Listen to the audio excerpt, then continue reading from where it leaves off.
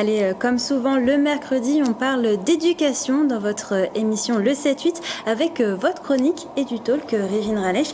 Et ce soir, on va parler apprentissage.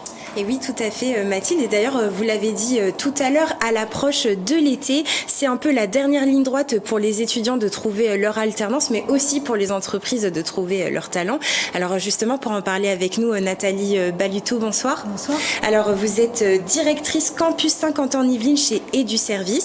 Donc, EduService est un groupe spécialisé dans l'enseignement supérieur privé qui rassemble 30 écoles en France et forme notamment au métier du management, du commerce, du digital ou encore du sport. Alors ce groupe, il est aussi très axé sur l'apprentissage.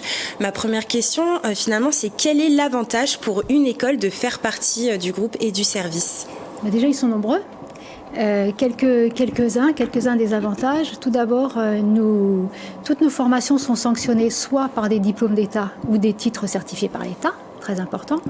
On a un rayonnement national avec, vous l'avez dit, plus de 30 campus et sur chaque campus, plusieurs écoles, ce qui permet aux étudiants des passerelles, à la fois sur les écoles et sur les formations, et surtout un investissement très important sur la pédagogie de la part du groupe et sur l'accompagnement de nos apprentis.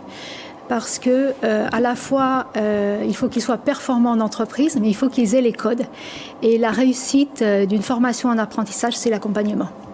Et justement, 2022, c'est une année record avec la barre des 837 000 nouveaux contrats d'apprentissage qui a été franchi dans les secteurs publics et privés. Est-ce que c'est un engouement que vous constatez aussi chez EduService ? Ah oui, c'est un engouement important. Il faut dire déjà que... Alors, pour vous donner un petit repère, en 2020, il y avait un peu plus de 500 000 apprentis, contrats d'apprentissage signés. Et l'objectif du gouvernement, c'est de former au moins 1 million d'apprentis par an à partir de 2027. Nous, on le ressent.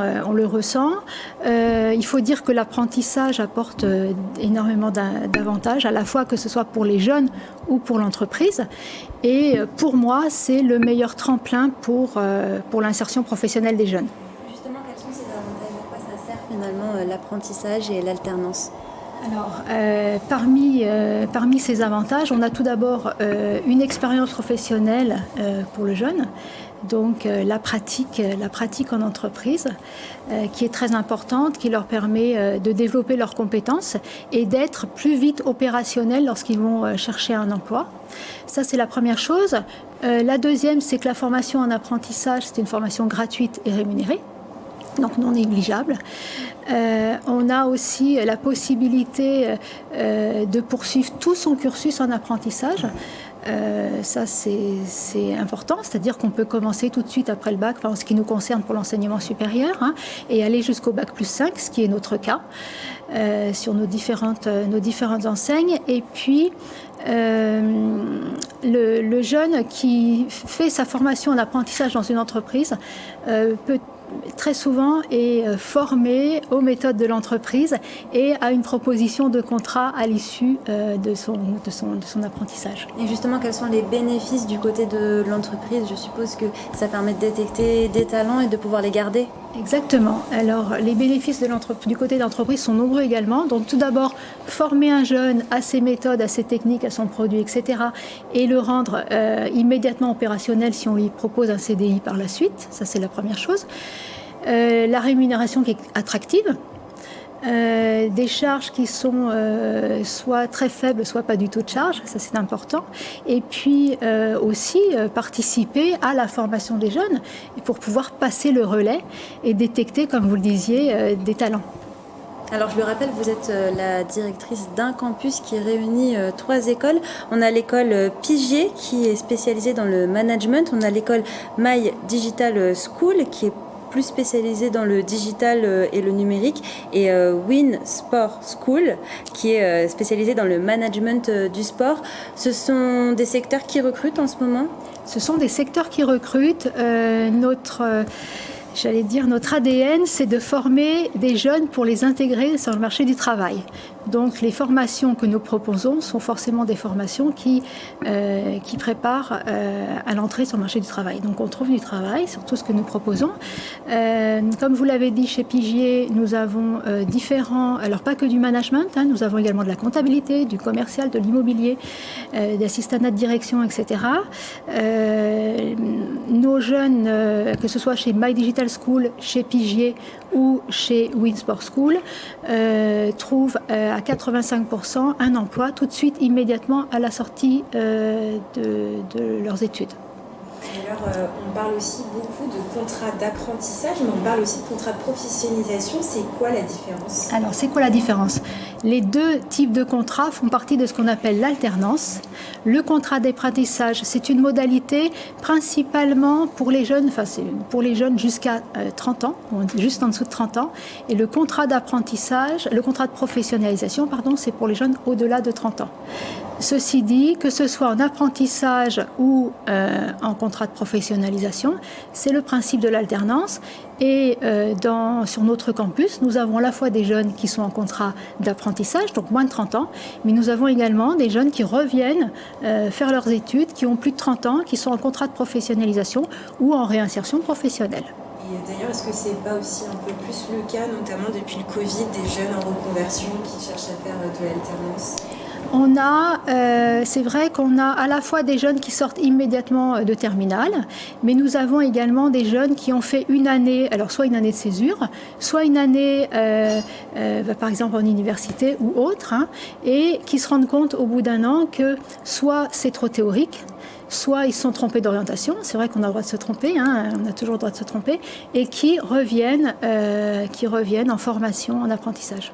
Alors, l'alternance, vous en pensez quoi, Philippe Volac, Stéphane Gornès? Oui, moi, on a beaucoup d'alternants. Moi, j'en ai beaucoup aussi dans mon équipe, à la communication au niveau Île-de-France.